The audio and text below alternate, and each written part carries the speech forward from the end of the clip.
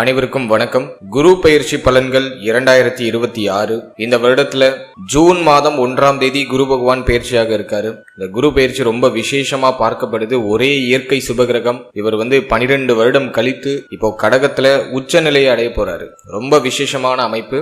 இந்த குரு பெயர்ச்சி ஏன் அதிக விசேஷம் அப்படின்னா, குரு பகவான் கடகராசியில முழு பலத்தோட சஞ்சாரம் செய்வார். அதாவது உச்ச பலம் அப்படின்னு சொல்லக்கூடிய முழு பலத்தோட இந்த வருடம் கடகத்துல சஞ்சாரம் செய்து நமக்கு சுப பலன்களை அதிகமா தரப்போறாரு. இது நம்மளோட நட்சத்திரத்துக்கு எந்த மாதிரியான சிறப்பு பலன்களை தரப்போகுது அப்படிங்கறத இப்ப நம்ம டீடெயிலா கிளியரா பார்க்கலாம். மேலும் வீடியோவை ஸ்டார்ட் பண்றதுக்கு முன்னாடி நீங்க நம்ம சேனலை சப்ஸ்கிரைப் பண்ணாம இருக்கீங்கன்னா மறக்காம சப்ஸ்கிரைப் பண்ணிக்கோங்க. அப்படியே பக்கத்துல இருக்க பெல் சிம்பலை கிளிக் பண்ணி நோட்டிபிகேஷன் ஆன் பண்ணி வச்சுக்கோங்க. அப்பதான் நாங்க பதிவிடக்கூடிய பதிவுகள் அனைத்தும் உங்களுக்கு உடனுக்குடனே நோட்டிபிகேஷனாக கிடைக்கும். இப்போது தனுசு ராசி பூராடம் நட்சத்திரக்காரர்களுக்கு இந்த குரு பெயர்ச்சி பலன்கள் எப்படி இருக்க போகுது அப்படிங்கறத இப்ப நம்ம டீடெயிலா கிளியரா பார்க்கலாம்.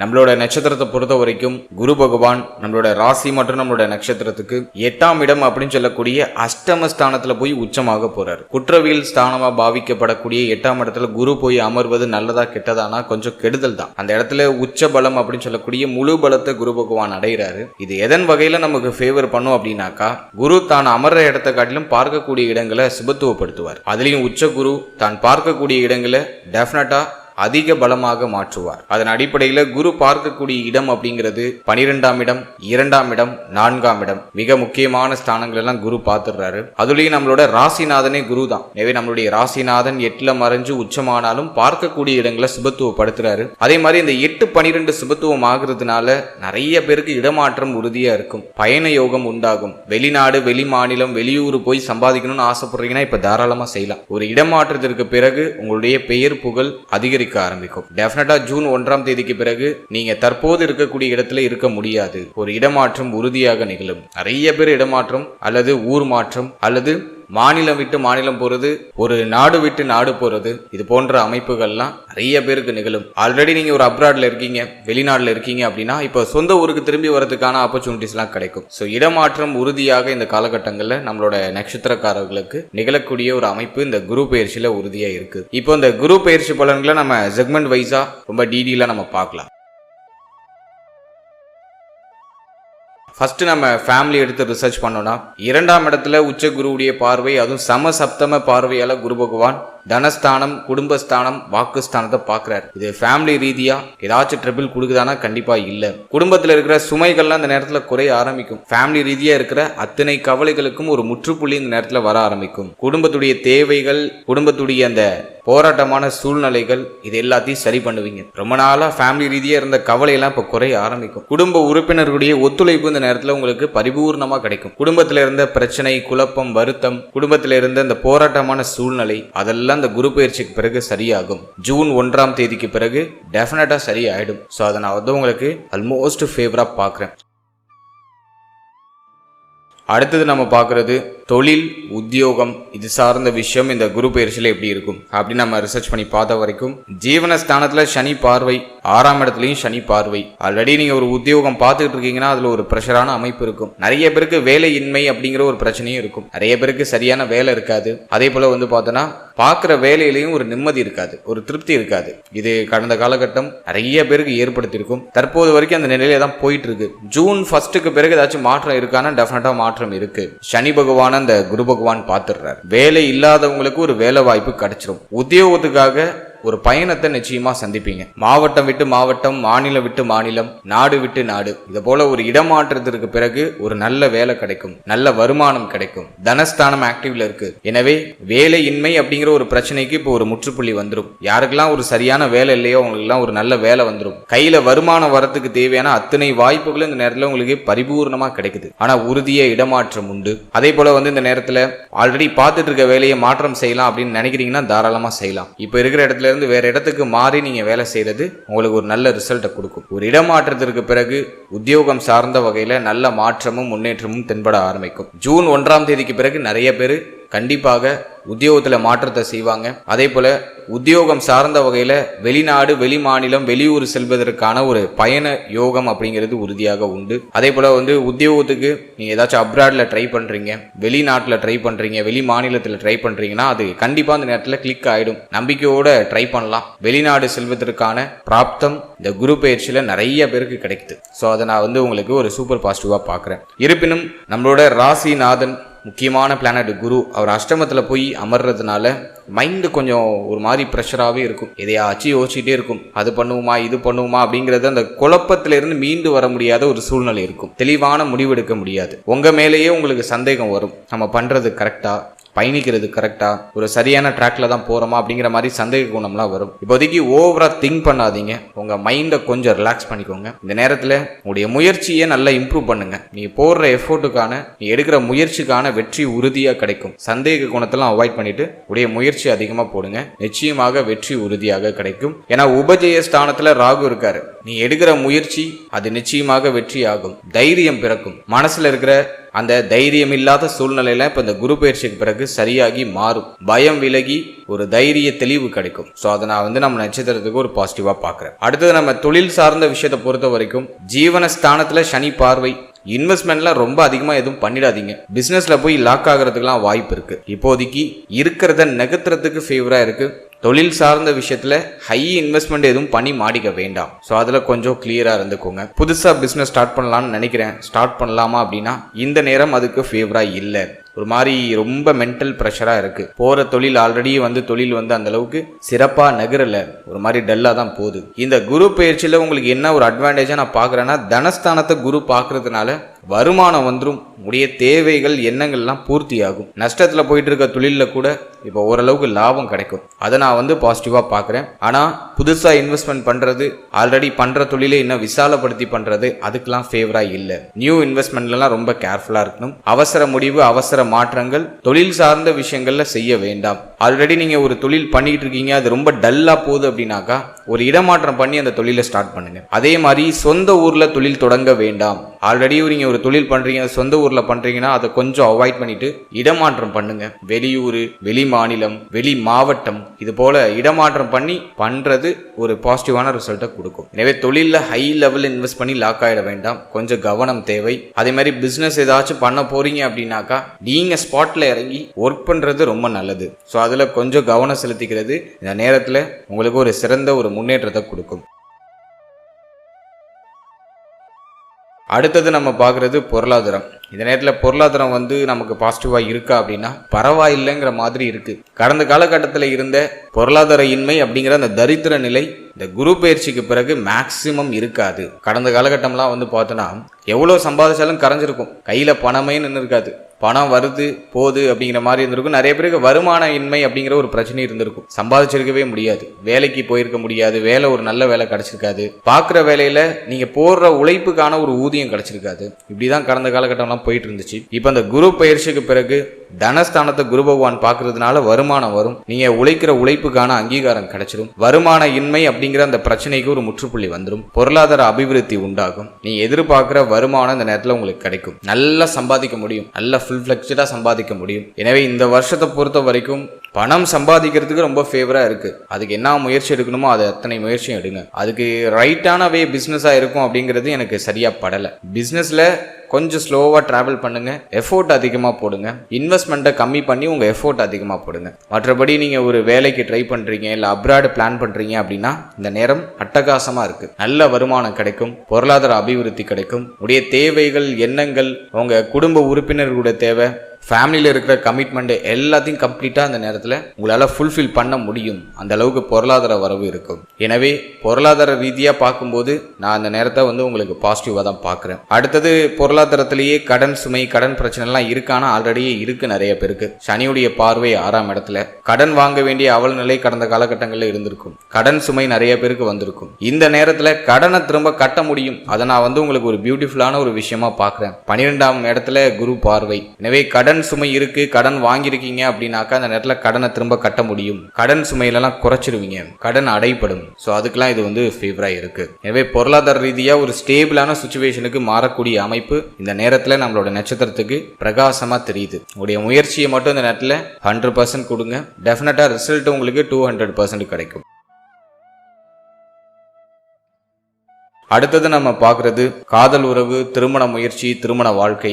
இதெல்லாம் நம்ம ரிசர்ச் பண்ணி பார்த்த வரைக்கும் ஃபர்ஸ்ட் நம்ம காதல் வாழ்க்கை எடுத்து பார்த்தோம்னாக்கா 5ஆம் இடம் உங்களுக்கு சுத்தமாக இருக்குது, எதுவும் பெருசாக பாதிப்பாக இல்லை. எனவே காதல் உறவு, காதல் சார்ந்த விஷயம்லாம் எதுவும் பெருசாக கசப்பாக போல, அதை நான் வந்து உங்களுக்கு ஒரு பாசிட்டிவாக சொல்கிறேன். காதல் உறவு சார்ந்த விஷயங்களில் ஓரளவுக்கு சப்போர்ட் கிடைக்குது. காதல் சார்ந்த விஷயங்கள்ல ஓரளவுக்கு நிம்மதி கிடைக்குது. எதுவும் பெருசா குறையா சொல்ற அளவுக்கு காதல் வாழ்க்கை போல. காதல் உறவை திருமண உறவா கன்வெர்ட் பண்ணலாமானா இந்த நேரத்துல வந்து குரு பலம் நமக்கு கொஞ்சம் குறையுது. என்னதான் உச்சமா இருந்தாலும் அவர் அஷ்டமஸ்தானத்துல தான் உச்சமாகிறார். எனவே கொஞ்சம் குறையுது. எனவே இந்த நேரத்தை பொறுத்த வரைக்கும் காதல் உறவை திருமண உறவா கன்வெர்ட் பண்றதுக்கு ஃபேவரா இல்லை.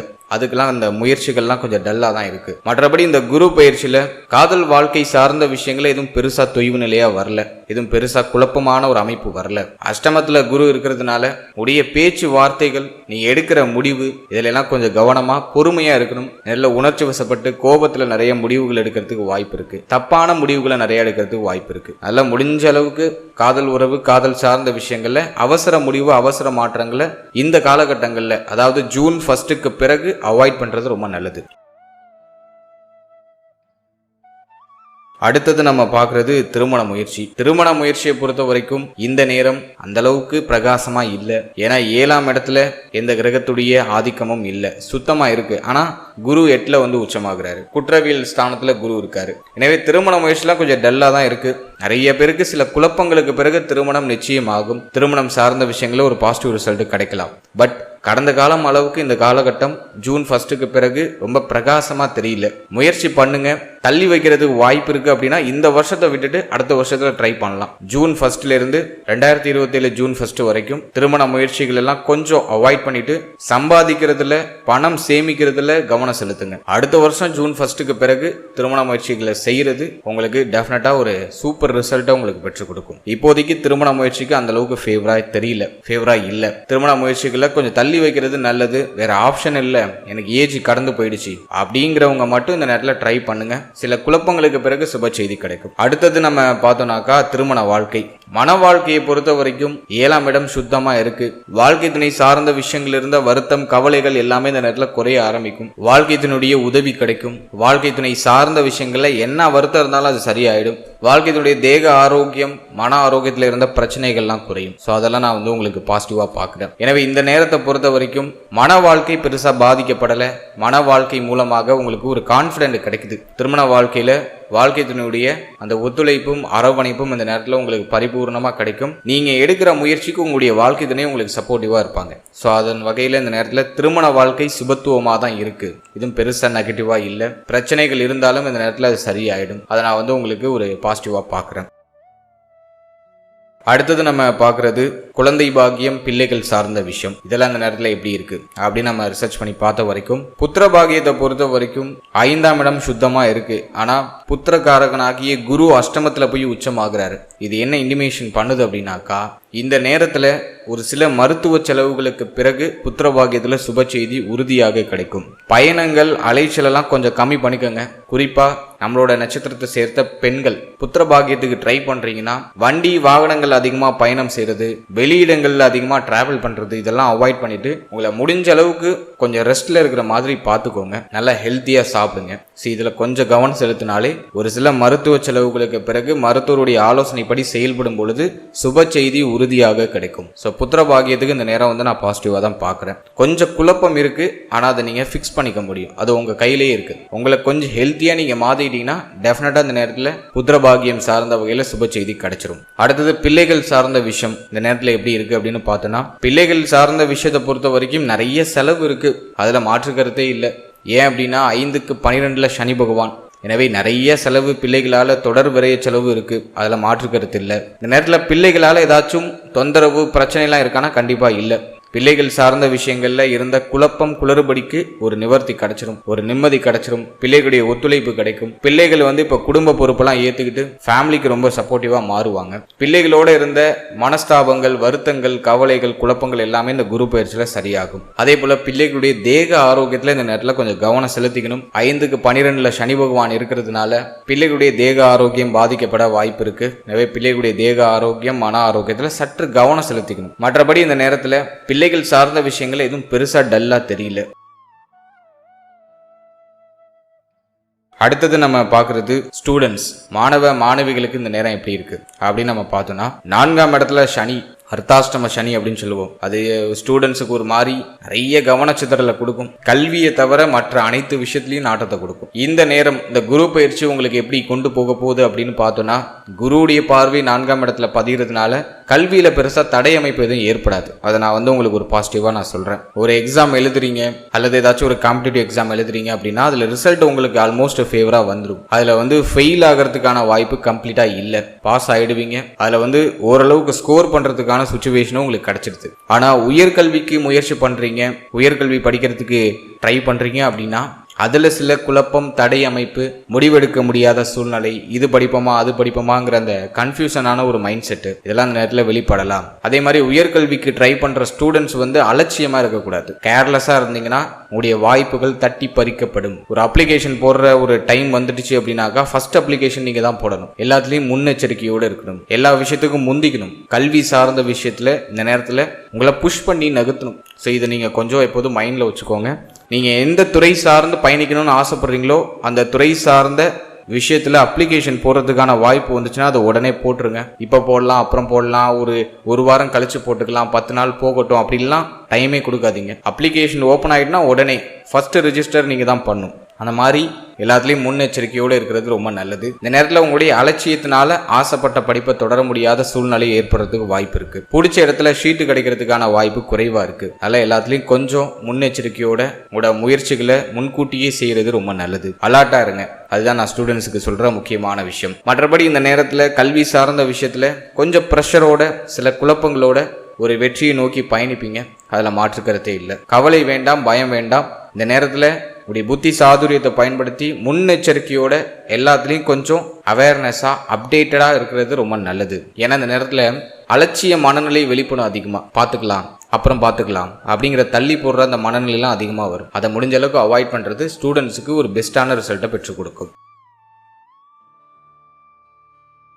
அடுத்தது நம்ம பார்க்குறது ஆரோக்கியம். நான் நம்மளோட நட்சத்திரத்துக்கு முக்கியமா கொடுக்குற வார்னிங் பாயிண்ட் ஹெல்த்ல தான். தேக ஆரோக்கியத்துல எவ்வளோ கவனமா இருக்க முடியுமோ அவ்வளோ கவனமா இருங்க. ஏன்னா ராசிநாதன் 4ஆம் அதிபதி போயிட்டு 8ல போய் உச்சமாகி மறையிற ஒரு அமைப்பு. எனவே இந்த நேரத்தை பொறுத்த வரைக்கும் ஹெல்த்ல ரொம்ப அவேர்னஸா இருக்கணும். இந்த நேரத்துல உடைய தலை, முகம் சம்பந்தமான விஷயங்களை எதுவும் அடிப்படாம பார்த்துக்கோங்க. வண்டி வாகனங்கள்ல பயணிக்கும் போது கொஞ்சம் கேர்ஃபுல்லா இருங்க. வண்டியை வேகமா ஓட்டுறது, அவசரமா வண்டி வாகனத்துல பயணிக்கிறது, அதே போல வண்டி வாகனம் சார்ந்த விஷயத்துல இந்த ரூல்ஸ் எல்லாம் கரெக்டா ஃபாலோ பண்ணி செயல்படுறது நல்லது. ரூல்ஸ் எல்லாம் கரெக்டா ஃபாலோ பண்ணுங்க. கரெக்டா ஹெல்மெட் போட்டுக்கோங்க. 2 வீலர் இயக்குறவங்க, 4 வீலர் இயக்குறவங்க இந்த சீட் பெல்ட் எல்லாம் கரெக்டா போட்டுக்கோங்க. ஸோ எந்த அளவுக்கு எச்சரிக்கையா இருக்க முடியுமோ அந்த அளவுக்கு கொஞ்சம் கேர்ஃபுல்லா இருக்கிறது ரொம்ப நல்லது. அப்படியே வண்டி இயக்கிட்டே இருப்போம், நம்ம சிந்தனை எங்கேயாச்சும் பயணம் செஞ்சுட்டு இருக்கோம். ஸோ அதெல்லாம் முடிஞ்ச அளவுக்கு அவாய்ட் பண்ணிட்டு மைண்டை கொஞ்சம் ஃபோக்கஸ்டா வச்சுக்க ட்ரை பண்ணுங்க. அதே போல தேக ஆரோக்கியம்னு வரும்போது உங்களுடைய தலை, முகம், தலைமுடி சம்பந்தமான விஷயம், அடுத்தது உடைய கால் பாதம் சம்பந்தப்பட்ட விஷயம், மார்பக பகுதி சம்பந்தப்பட்ட விஷயம், உங்களுடைய கழிவு நீக்க உறுப்புகள் சம்பந்தப்பட்ட விஷயம், இதுல எல்லாம் கொஞ்சம் கவனமா இருக்கணும். உணவு முறைகள்ல கொஞ்சம் கவனம் செலுத்துங்க. சாப்பிட்ற உணவு அப்படியே கொஞ்சம் ஃபுட் பாய்சனிங்கா மாறுறதுக்குலாம் வாய்ப்பு இருக்கு. உணவு முறைகள்ல கவனம் செலுத்திக்கணும். அஷ்டமஸ்தானத்துல குரு உச்சமாகிறதுனால ரத்த அழுத்தம் ஏற்படுறதுக்கு வாய்ப்பு இருக்கு. பிளட் பிரஷர் அப்படின்னு சொல்லுவோம். ரத்த அழுத்தம், கொழுப்பு சம்பந்தமான பிரச்சனை, அதே போல இரத்த சோகை, அந்த பிரச்சனை. மேலும் இந்த நேரத்துல ஸ்கின் டிசீஸ், அரிப்பு, தோல் சம்பந்தமான வியாதிகள், இதெல்லாம் ஏதாச்சும் நீங்க வாய்ப்பு இருக்கு. ஸோ இதுல எல்லாம் கொஞ்சம் கவனமா இருக்கணும். பொதுவாகவே இந்த நேரத்துல உடைய தேக ஆரோக்கியம் சார்ந்த அத்தனை விஷயத்திலையும் கொஞ்சம் எக்ஸ்ட்ரா கேரிங்கோடு இருங்க. மேலும் இந்த நேரத்துல தேக ஆரோக்கியம் மட்டும் இல்லாம மன ஆரோக்கியத்துல ரொம்ப அதிகமான கவனத்தை செலுத்தணும். மைண்டு ரொம்ப ப்ரெஷரா இருக்கும். தேவையில்லாதெல்லாம் யோசிப்போம். அதிகமா நெகட்டிவா யோசிக்கிறதுக்கு வாய்ப்பு இருக்கு. இப்படி ஆயிடுமா, அப்படி ஆயிடுமா அப்படின்னு சொல்லிட்டு. எனவே ஓவர் திங்கிங்கை அவாய்ட் பண்ணிக்கோங்க. மைண்டை ரிலாக்ஸாக வச்சுக்கோங்க. தினமும் தியான பயிற்சிகள், மூச்சு பயிற்சிகளை செய்தே ஆக வேண்டும். நம்மளோட நட்சத்திரக்காரர்கள் தினமும் தியானம், மூச்சு பயிற்சி உறுதியாக செய்யணும். மாற்றுக்கிறதே இல்லை. No more options. இந்த நேரத்தில் தியானம், மூச்சு பயிற்சியை தினமும் ஒரு அரை மணி நேரம் செஞ்சிருங்க. அது உங்களுக்கு ஒரு நல்ல ரிசல்ட்டை கொடுக்கும். சிந்தனையில நிறைய குழப்பம் வரும், நிறைய இடமாற்றத்தை கொடுக்கறதுனால ஒரு மாதிரி மைண்ட் கொஞ்சம் ப்ரெஷராகவே இருக்கும். ஹெல்த் ஒரு மாதிரி ரொம்ப சோர்வா இருக்கிற மாதிரி இருக்கும். ஒரு எனர்ஜியா இல்லை, ஒரு மாதிரி ரொம்ப டல்லா ஃபீல் ஆகுது அப்படிங்கிற மாதிரியான ஒரு சூழ்நிலையை இது கொடுக்கும். அதனால இந்த நேரத்தை பொறுத்த வரைக்கும் மன ஆரோக்கியத்துக்கும் அதிக முக்கியத்துவம் கொடுங்க. தினமும் ஒரு 10 நிமிஷம் மூச்சு பயிற்சி பண்ணுங்க, தியான பயிற்சிகளை பண்ணுங்க, நடைப்பயிற்சி உறுதியா பண்ணணும். இந்த நேரத்துல முடிஞ்ச வரைக்கும் நடைப்பயிற்சி, சின்ன சின்ன உடற்பயிற்சி இதெல்லாம் இந்த நேரத்துல முடிஞ்ச அளவுக்கு கண்டினியூவா நீங்க பண்றது ரொம்ப நல்லது. ஸோ ஹெல்த்ல ரொம்ப கவனம் தேவை, மன ஆரோக்கியத்திலையும் கவனம் தேவை. அடுத்தது, இந்த நேரத்தில் வேற ஏதாச்சும் ஸ்பெசிஃபிக்காக சொல்ல வேண்டியது இருக்கா? இந்த குரு பயிற்சியில் வேற ஏதாச்சும் குறிப்பிட்டு சொல்ல வேண்டிய விஷயங்கள்லாம் இருக்கா அப்படின்னு பார்த்தோன்னா, இந்த நேரத்தில் தாயாருடைய தேக ஆரோக்கியம், மன ஆரோக்கியத்தில் கொஞ்சம் எக்ஸ்ட்ரா கேர் எடுத்துக்கணும். தாய் வழி உறவுகளோட கொஞ்சம் அனுசரித்து போய்க்கணும். வண்டி, வாகனம், வீடு சார்ந்த விஷயங்களை அடிக்கடி செலவு நீங்க வாய்ப்பு இருக்கு. அதுலயும் கொஞ்சம் கவனம் தேவை. வண்டி, வாகனம், வீடு சார்ந்த விஷயங்கள், ஏதாச்சும் வில்லங்கம், நிலம் சம்பந்தமான விஷயத்துல ஏதாச்சும் பிரச்சனை, கோர்ட்டு கேஸ் இது மாதிரி ஏதாச்சும் நீங்க வாய்ப்பு இருக்கு. ஸோ அதுல கொஞ்சம் கவனமா இருக்கிறது ரொம்ப நல்லது. இந்த நேரத்துல ஏதாச்சும் புதுசா வண்டி வாங்குறீங்க அல்லது செகண்ட் ஹேண்ட்ஸ்ல ஏதாச்சும் வண்டி வாகனம் வாங்குறீங்கனாக்கா டாக்குமெண்ட்ஸ்லாம் கரெக்டா இருக்கான்னு செக் பண்ணிக்கோங்க. அடுத்தது நம்ம மெயினா பாக்குறது, செலவு சற்று அதிகமா இருக்கும், ஆனா சுபவிரய செலவா இருக்கும். நல்ல செலவுகளை அதிகமா மேற்கொள்றதுக்கான வாய்ப்பு இந்த நேரத்துல உறுதியாக உண்டு. அடுத்தது, தந்தை சம்பந்தமான விஷயத்துல கொஞ்சம் விட்டு கொடுத்து அனுசரிச்சு போக வேண்டியது அவசியம். தந்தையாரோட இப்போ ஒத்து போகாது. பாகியத்துல கேது, அதில் தந்தையுடைய தேக ஆரோக்கியம், மன ஆரோக்கியத்துல கவனம் தேவை. தந்தையுடைய கருத்தும் உங்களோட கருத்தும் ஒத்து போகாது. இப்போதைக்கு தந்தை சார்ந்த அத்தனை விஷயத்திலையும் ஏதாச்சும் ஒரு வருத்தம் வந்து போகும். எனவே தந்தையுடைய தேக ஆரோக்கியம், மன ஆரோக்கியம், அவருடைய உறவு நிலை இதெல்லாம் கொஞ்சம் விட்டு கொடுத்து அனுசரிச்சு போறது ரொம்ப நல்லது. தந்தை வழி உறவுகளோடையும் ஒரு மாதிரி டல்லா போகும். தந்தை வழி உறவுகள் சார்ந்த விஷயத்திலையும் நிறைய குழப்பங்கள் இந்த நேரத்தில் நீங்க வாய்ப்பு இருக்கு. அதுலயும் முடிஞ்ச அளவுக்கு கவனமா இருக்கிறது ரொம்ப சிறப்பு. மேலும் தங்க அணிகலன்கள் இது சம்பந்தமான விஷயத்திலையும் கொஞ்சம் கவனமா இருக்கணும். நிறைய பேருக்கு கோல்டு லோன் இருக்கும், தங்கத்தை அடகு வைக்கிறது. நிறைய பேர் ஆல்ரெடியே பண்ணியிருப்பாங்க.